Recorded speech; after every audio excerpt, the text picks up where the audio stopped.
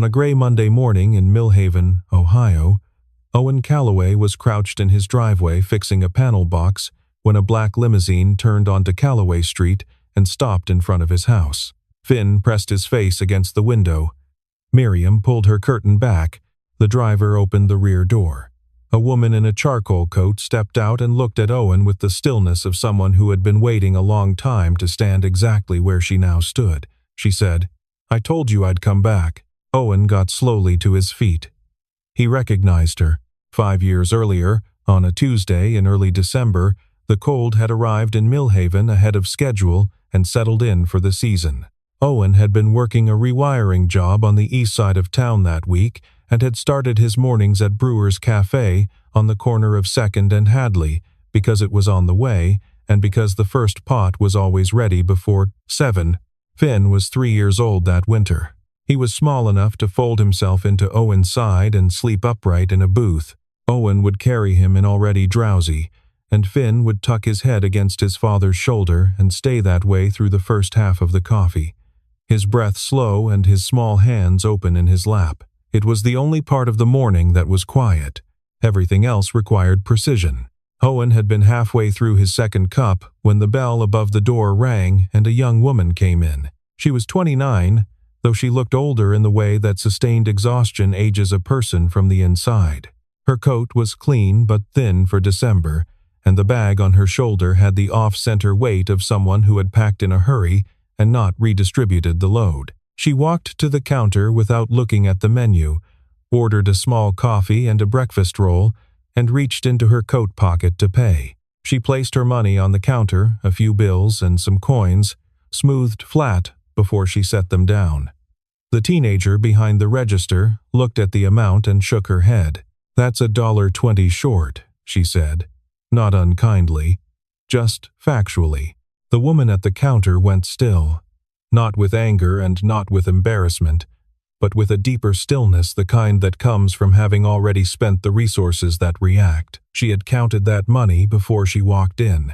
Owen understood that without being told. He had seen the way her hand went into the pocket, certain, and the way it came back with exactly what she expected, and the way the certainty quietly failed when the amount was not enough. He stood up from his booth and set $2 on the counter beside the register without looking at her. He said to the cashier, "That covers it," and turned and walked back to his seat. Finn stirred and resettled against Owen's arm. Owen picked up his coffee. 30 seconds passed. Then he heard the scrape of a stool, and when he looked up, the young woman was standing at the edge of his booth, holding a tray with her coffee and her roll. She was looking at him with an expression he couldn't categorize precisely, not gratitude and not suspicion, but closer to the look of someone trying to determine the nature of a thing before deciding whether to trust it. "Is it all right if I sit here?" she asked. Finn was taking up most of Owen's side. Owen nodded toward the seat across from him. She sat. Neither of them said anything for a moment. She wrapped both hands around the cup and looked out the window at the empty morning street. Then she turned back to Owen. "Why did you do that?" she asked. Owen glanced at Finn, whose small hand had shifted in sleep and now lay open on the table.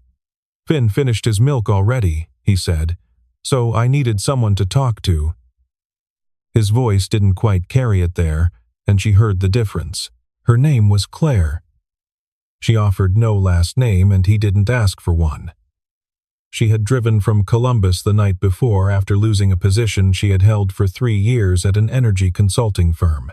She said it plainly, without inflection, the way a person speaks when they are still in the process of converting shock into usable information.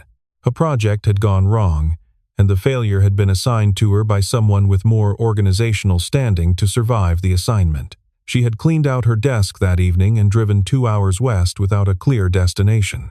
She had a contact in Millhaven she'd hoped might know of temporary work. The contact had not returned her call. Owen listened, without filling the silences. He had learned in the years since Sandra had stopped sleeping well and their house had grown full of long, quiet stretches that silence was not a condition requiring correction. It had its own purpose. When Claire had finished the roll and most of the coffee, She reached into her coat and placed her money on the table between them. "For what you covered," she said. Owen slid the bills back. "Hold on to it," he said. He leaned back and looked at her, the way he sometimes looked at a wiring diagram before he had worked out the problem, taking in all the lines at once, not yet concluding. "Pay me when you're the boss." He said it, the way a person says something that turns out to have been true from the beginning, without ceremony, without knowing what he was setting in motion. It was nearly a joke. His tone didn't make it one. Claire looked at him for a long moment. She was looking for the angle for condescension, for the quiet requirement that sometimes hides inside an act of kindness. She didn't find any of that in his face. She folded the bills and put them in her pocket. She picked up her bag and stood. "Thank you," she said. "For the coffee and the other thing." She walked to the door. The bell rang once. Owen finished his cup, gathered Finn without fully waking him, and drove to the job on Birch. By the time he arrived, he was thinking about the panel he needed to replace. The woman from the cafe had settled into the part of his mind that held things briefly before releasing them. He had not thought about her since. She was standing in his driveway now, 5 years later, with the limousine at the curb, and a patience in her expression that had nothing tentative about it. Behind the window, Finn had disappeared and then reappeared at the front door with his school bag on his shoulder, which meant he had decided this warranted closer investigation. Owen closed the panel box and said the thing that seemed most accurate. "Come inside." The kitchen was the center of Owen's house, in the way kitchens become the center of a home when someone is doing the real work of living in it. The table had a homework folder on one corner, a permission slip under a coffee mug, 2 mugs drying on the rack, and a crayon drawing on the refrigerator, held by a magnet shaped like the state of Ohio, which Finn had chosen at a rest stop 2 summers ago and treated as a considered acquisition. Owen put water on without asking whether she wanted coffee, because the situation clearly called for it, and gestured at the chairs. Finn set his school bag down at the edge of the room with the formality of someone who has decided he is entitled to remain present. He looked at Claire with his full, unguarded attention and said, with complete seriousness, "Would you like some orange juice?" "I would," Claire said. He lifted the carton with both hands, the way Owen had taught him, and poured carefully into a glass, then carried it to her as though it were a matter of some consequence. He set it in front of her, nodded once in the manner of someone who has completed a task to a satisfactory standard, and took his position at the corner of the table. Miriam arrived 4 minutes later. She knocked once and opened the door without waiting a right she had established incrementally across 6 years of proximity. She stopped in the kitchen doorway when she saw Claire. She looked at Claire, then at Owen, then out the window at the limousine at the curb, then back at the room with the expression of someone who has just received a considerable amount of information and is processing it quickly. Then she pulled out a chair and sat down. "Don't mind me," she said. Claire smiled and didn't. Claire told Owen about the morning at Brewer's. She described the color of the jacket he had been wearing, dark green the way Finn had been sleeping with his head tipped to the left, and the exact manner in which Owen had set the $2 on the counter without glancing at her, as though completing a small, self-contained action that required no audience. She told him about the conversation and the words he had said when she tried to return the money. Owen listened to all of it. He remembered the cafe. He remembered Finn sleeping in that booth. He did not remember her. "I don't remember you," he said, not as an apology. "As a fact." "I know," Claire said. "I didn't expect you to." She set a plain white envelope on the table between them. Owen looked at it without reaching for it. "You drove 40 minutes, he said, "to return $1.20. "No," she said. She looked at him with the same directness she had used in the driveway. "I drove 40 minutes because you said when, not if, and I have spent 5 years thinking about the distance between those 2 words." Owen said nothing. From the corner of the table, Finn looked between them and then said, "Dad, is she your friend?" Both adults were quiet for a moment, and in different ways. Claire picked up the orange juice. "I'm working on it," she said. Owen told her about Sandra, the way he told most people about things that had ended and couldn't be changed directly, without drama, but without performing indifference either. Sandra had been diagnosed with pancreatic cancer 3 years after the morning at Brewer's. The diagnosis had come late, which was the particular cruelty of that disease. Treatment had run for 18 months across 3 hospitals and 4 specialists.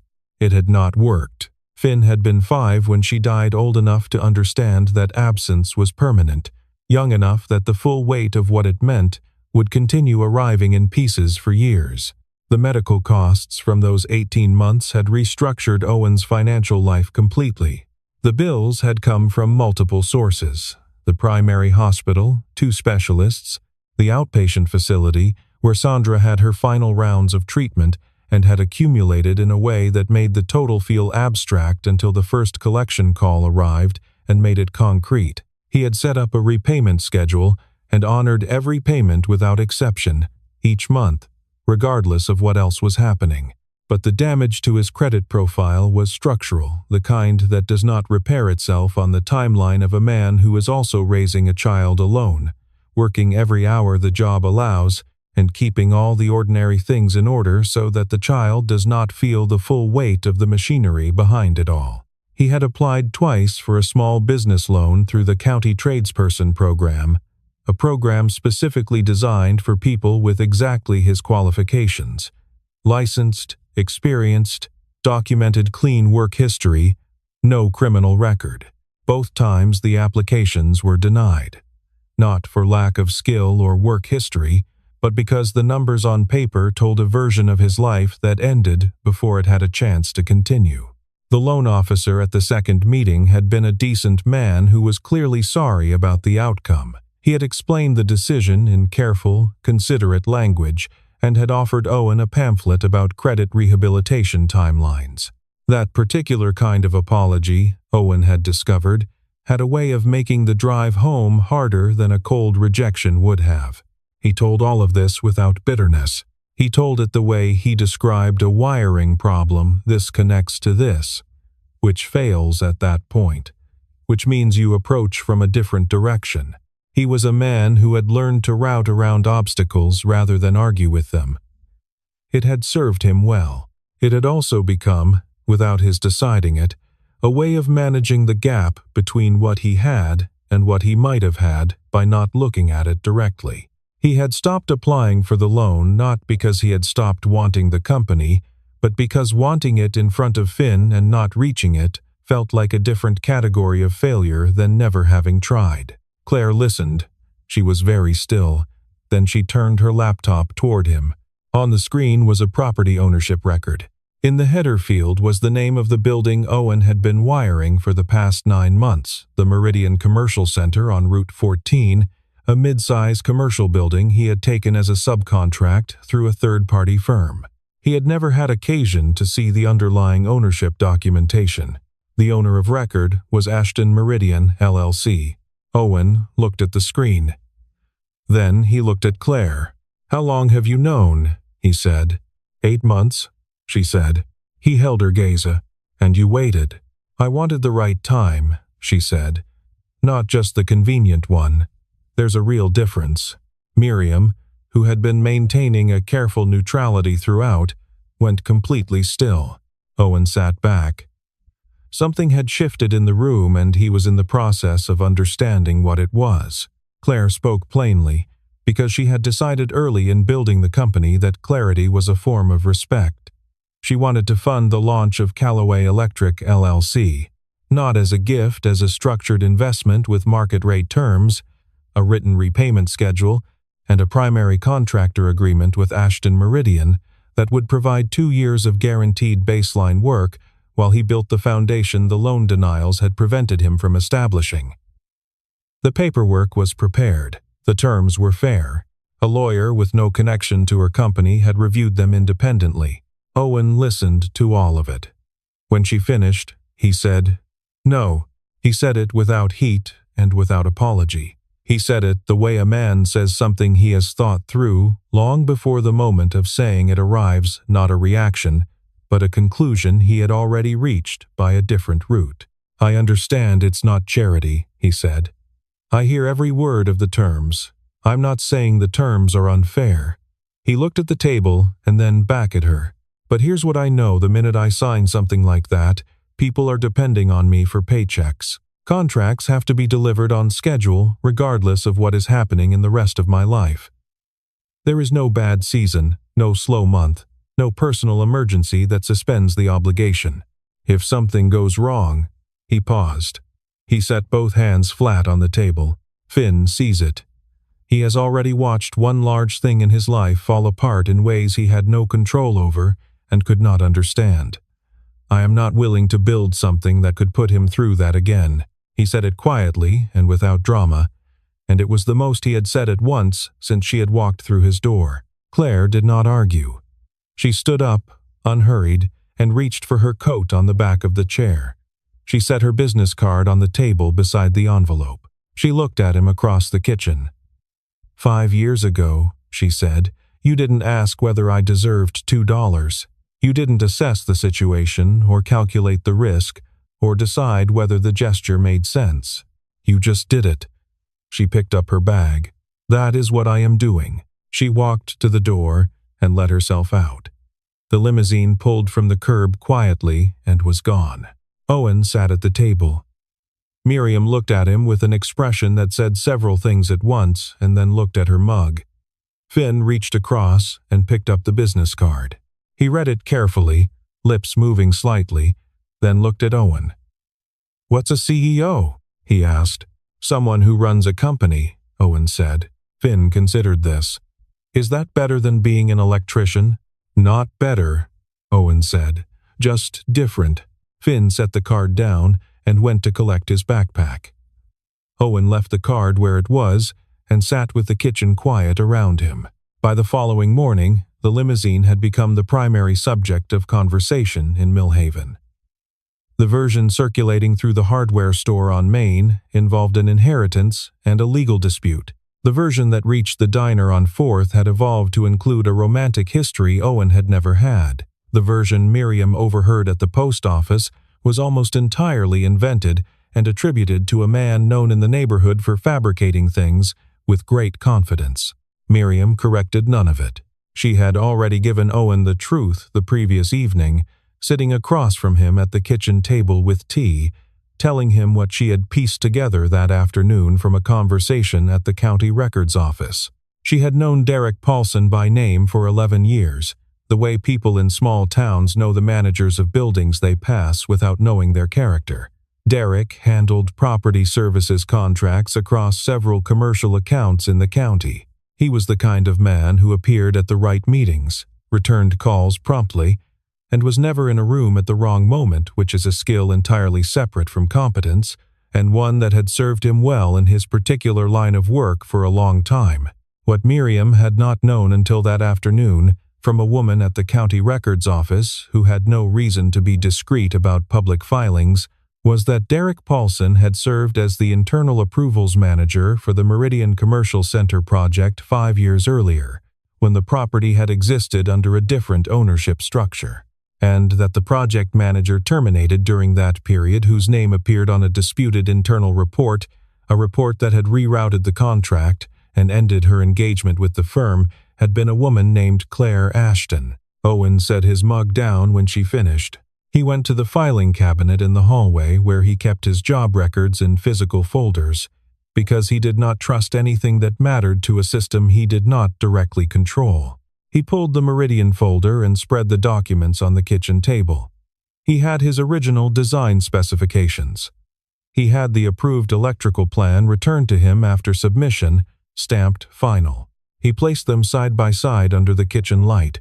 The original plan, the one he had created and submitted, positioned the main distribution panel on the north wall of the service corridor. That was the correct location given the building's load requirements and structural layout. The approved plan, the one bearing Derek Paulson's signature in the lower right corner, had it on the south wall. The south wall placement required substantially more conduit, raised the total installation cost, and reduced the operational efficiency of the system. It was the wrong technical decision by any standard, Owen understood. It was also the plan that had gone back out to bid after the original project manager was removed, and the one that had generated the discrepancy report cited as the reason for her termination. Someone had altered the drawing after Owen submitted it. The person who had signed off on the altered version was Derek Paulson. Owen stood at the kitchen table for a while.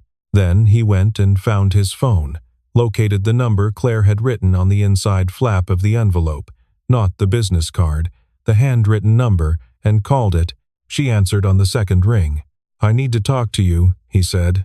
"Not about the offer." She did not ask him to explain. "Tell me where," she said. They met the next morning at Brewer's Cafe. The same corner, the same booth. Owen was already on his second coffee when Claire came in, and the bell rang above the door the way it always had. She sat across from him. Nothing on the table between them, no envelope, no laptop, no folder. 2 people and 2 cups of coffee, and a booth that had held enough of other people's mornings that it seemed capable of holding one more. Owen laid the documents out and walked her through what he had found. The original plan, the altered plan, the approval signature. He explained the technical differences without technical language. Claire listened with the attention of someone hearing a thing confirmed that she had long understood but could not prove from where she had been standing. By the time he finished, her hands were flat on the table and she was looking at the signature page with an expression that had moved past anger and arrived somewhere older and quieter. She told him her side. She told him about the internal report filed against her, the one that cited a budget discrepancy in the electrical portion of the proposal, and attributed it to a planning error she had made. She had known at the time the report was wrong. She had tried to find documentation to challenge it. And by the time she understood what had actually happened, she had already been terminated, and the relevant records consolidated under a new project number. She had kept copies of everything she could reach before the end. Owen looked at her across the table. "How long have you had this?" "Since the first year," she said. "And you held it." "I wasn't in a position to use it," she said. "This is the right time." He was quiet for a moment. "What happened to you?" he said, "after they let you go?" She told him about the months that followed. The consulting work picked up wherever she could find it. The contacts, who replied warmly and offered nothing, the investor who had given her 20 minutes and told her the market wasn't ready to trust her again. She told him about the apartment that was too cold, and the legal pad on the kitchen table, and the night she sat at midnight and found herself thinking about a Tuesday morning at a cafe she had walked into because she had nowhere else to go. "I spent 2 years telling myself it was just something a stranger said," she told him. "A kindness. Something that happened once and didn't extend past the moment." She turned the coffee cup in her hands, but sitting there that night I understood I had never actually put it down. Every bad meeting, every closed door, every night I talked myself into a smaller version of what I wanted to be, it was still there. When, not if. From someone who didn't know my name and had nothing to gain from saying it that way. She looked at him. "I went back to work because I didn't want to become the person who let that down. Not because you were watching, you weren't. But I would have known." Owen was quiet for a long time. "I don't remember saying it," he said. "I know," she said. "Does that matter to you?" "No." She almost smiled. "That's actually the part that made it work." He didn't say anything for a while. The cafe went on around them the way it always had, the counter filling with the late morning crowd, the light moving across the floor, the low sounds of the kitchen beyond the pass-through. It was an ordinary place. It had always been an ordinary place. And ordinary places, Owen had been learning, had a way of holding things you didn't know you had left in them. He told her about Sandra then. Not the version he gave most people, the factual one that established the timeline and left the listener with a manageable picture. He told her the one he kept mostly to himself. He told her about the night, 8 months after Sandra died, when Finn spiked a fever of 103, and Owen had stood in the hallway with the thermometer in his hand and felt a fear so complete and without floor that he had gone into the bathroom sat down on the tile, and cried for the first time since the funeral. Not because the fever was dangerous, it broke by morning, but because there was no one to call. Because in that moment, the full weight of the arrangement had arrived. Every decision, every fear, every dark hour was now his alone, and there was a child in the next room who needed him steady regardless. He told her that he had stopped wanting the company out loud because wanting something directly in front of Finn and not reaching it felt like a different category of failure than never having tried. That routing around the wanting had become, without any single decision, the shape of how he moved through most of his days. Claire did not offer reassurance. She did not fill the silence when he finished. She nodded once, slowly, and said, "I understand that." He believed her, which was not something he extended without reason. He drove back to Millhaven that afternoon. After Finn was asleep, he sat at the kitchen table with Claire's business card in front of him. He thought about what she had said. He thought about his own voice saying those 4 words 5 years ago in a booth 4 blocks away to a woman whose face he had carried no memory of. When, not if. He turned the card over in his hands and thought about what it meant to say something like that and genuinely believe it, and whether, at any point in the years since Sandra died, he had ever said anything like it to himself. He had said it to Finn regularly. He had not applied it inward. He sat with that for a while and did not arrive at a clean conclusion. But the question itself did something he hadn't anticipated. It stayed with him through the rest of the evening and was still there when he turned off the light. In the morning, Finn came downstairs earlier than usual. He walked into the kitchen, saw the business card still on the table, exactly where Owen had left it the night before, and looked at his father standing in the doorway in the half-committed state of someone who had not yet fully decided to begin the day. "Did you call her back?" Finn asked. "Not yet," Owen said. Finn looked at the card, then at Owen. He had the small, careful furrow between his brows that appeared when he was working through something that mattered to him. "You always tell me the hard thing is the one I have to do first," he said. Then he picked up his backpack and went to brush his teeth, leaving Owen alone in the kitchen with the business card and the morning light through the window over the sink. Owen stood there for 30 seconds. Then he took his keys from the hook by the door. He drove the 40 minutes to Columbus without calling ahead. He parked in the structure across the street from the Ashton Meridian building, walked through the lobby, and stopped at the reception desk. He set Claire's business card on the counter. "I need to see Miss Ashton," he said. "My name is Owen Calloway." The receptionist made a call. Owen waited, hands in his jacket pockets, with the patience of a man accustomed to waiting on other people's schedules. 5 minutes later, he was in the elevator. Claire's office was on the 12th floor, facing east. She was on her way to a meeting when he came in, coat already on, laptop bag on her shoulder. She stopped when she saw him and looked at him across the room with an expression that held the question without pressing it. Owen said, "I want to read the contract." She turned back to her desk without a word, set down her bag, pulled the folder from the bottom drawer, and held it out to him. He took it, sat down in the chair across from her desk, and began reading from the first page. 3 weeks after that, Claire presented the documentation to Ashton Meridian's Internal Audit Committee.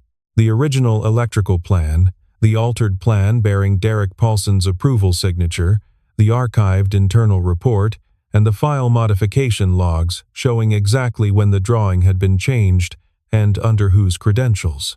She presented it in the language of compliance and governance, not because she lacked other language, but because that was the language the committee operated in, and because accuracy was, in this case, entirely sufficient. It was a deliberate manipulation of the approval process that had cost the company money, removed a capable project manager from work she had been doing correctly, and buried the evidence under a file reorganization. The records showed all of it in sequence. They did not require interpretation. The committee completed its review in 2 weeks.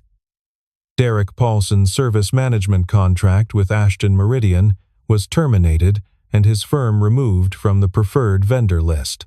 The matter was entered into the formal internal record, which was the outcome Claire had wanted. Not a public confrontation, not a lawsuit. The truth placed where it belonged and allowed to hold its own weight. Owen's contract on the Meridian Commercial Center was reviewed as part of the same process. His original submitted plans were restored as the baseline documentation on record. His work history throughout the project was clean. His subcontractor status was elevated to primary contractor for the remaining phases of the electrical upgrade, not as a favor, but because his file was the most accurate in the entire subcontractor chain, and there was no reasonable basis for any other finding. When it was done, Claire drove to Millhaven and found Owen on a small commercial rewiring job on the north side of town. Work he had taken to cover the gap after Derek's cancellation. She walked across the parking lot in a coat not suited to a job site and handed him a folder. He read through it, standing at the back of his van, turning each page carefully, taking the time to understand what he was reading before moving to the next one. He closed the folder and looked at her. "You held all of this for 5 years." "Yes," she said. "Why?" She met his eyes without hesitation. "Because I didn't want to use it while I was still angry," she said. "I wanted to use it when it would be worth something to someone other than me." She looked at him steadily. This was the right time. He nodded, the slow, settled nod of a person who has arrived at an understanding that required the full length of a conversation to reach. He looked at the folder in his hands and then back at her. "How much of this was planned from the beginning?" he asked. She considered it honestly, the way she had made a habit of answering questions that deserved a real answer. "Finding you was planned," she said. "The rest I had to wait for." He handed the folder back. She took it. They stood in the parking lot in the November cold, the same November that had opened all of it, 2 cold months 5 years apart, and neither of them said anything that still needed saying. 6 months later, on a Tuesday morning in May, Owen Calloway backed a white van out of his driveway at 6:45. The side panel read Calloway Electric LLC in clean block letters, with a phone number and the word licensed beneath. The sign had been Finn's idea. Finn was in the passenger seat wearing a hard hat 2 sizes too large that had settled down over his ears, which he had decided was an acceptable outcome. Miriam was on her porch with her coffee mug. When Owen pulled out, she raised it toward him. He lifted 2 fingers from the steering wheel. That was the whole ceremony, and it was exactly the right amount. The first job was a commercial unit on Birch Street. Owen had wired part of that building years before as a subcontractor before Sandra's diagnosis, before the loan denials, before the idea of his own company had become something he had learned not to want in order to make the distance livable. He parked in the lot and sat for a moment with the engine off and his hands loose in his lap. Finn looked at him. "Ready?" "Yeah," Owen said. He opened the door and got out. That Saturday morning, Claire drove to Millhaven in her own car, a gray sedan, practical and unremarkable, which was how she moved when a situation didn't require anything else. She parked on 2nd and walked to Brewer's Cafe and pushed through the door, and the bell rang. The same bell it had always been, mounted above the same door in the same position it had occupied for as long as the cafe had stood there. Owen was already in the booth. Finn was across from him with a cinnamon roll substantially larger than necessary, which he appeared to regard as a fair arrangement. Claire sat down. Gerald brought coffee without being asked, the way he did for people who came back enough times to be known. Finn gave Claire a thorough account of the company's first week, including a breaker panel diagnostic on Thursday that Owen had completed in 14 minutes, which Finn reported, as though it were a figure worth entering into some kind of official record. Owen listened to his son with the expression of a man who has stopped trying to conceal that he is content. It was not a large expression. It didn't announce itself. It was present in the way he held the coffee cup, in the ease of his posture, in the particular quality of quiet that had replaced 3 years of a different kind of quiet and was now simply gone. At some point, Finn noticed a dog through the window and redirected his full attention. Owen looked at Claire across the table. "You've been paid back," he said. It was not a question. A long time ago, she said. He almost smiled. Then what are you still doing here? She looked at him the way she had looked at him across the driveway in November, steady, unhurried, without any need for the moment to be something other than what it was. I'm here, she said, because I want to be. The morning held them there for a while, the booth, the coffee, the noise of the cafe filling up around them, Finn narrating the dog's movements outside to no one in particular. An ordinary Tuesday in May. An ordinary place on an ordinary morning, which is where most of the things that actually matter tend to happen, if a person stays present long enough to notice. There is a kind of generosity that does not calculate. It does not weigh the recipient against a standard of deserving, does not estimate the return, does not require the outcome to justify the act. It simply does what the moment asks and then releases the action entirely because the action was never about what followed. It was about what was in front of a person and whether they were willing to respond to it honestly. Owen Calloway set $2 on a counter and said 4 words to a woman he would carry no memory of. He meant them plainly, without embellishment, without knowing what he was setting in motion. Not if, when. He did not know those words would travel with her through 2 years of accumulated failure and 18 months of harder effort and nights when the reasonable thing was to accept a smaller life, and she chose, in the quiet of a cold apartment, not to. He did not know, and she had never needed him to. That is the whole shape of it. A small action, unremarkable at the moment of its doing, that turns out to have mattered in ways the person who did it will never fully see. There is no way to know, when you choose the generous thing, what that choice will grow into. You will not see the cold kitchen or the blank page or the years of quiet persistence that follow from one ordinary Tuesday. The seed does not need you to watch it take root. It only needs to be planted, and sometimes, 5 years later, a limousine turns onto your street, and you understand that the most ordinary thing you ever did was, for someone else, the beginning of everything.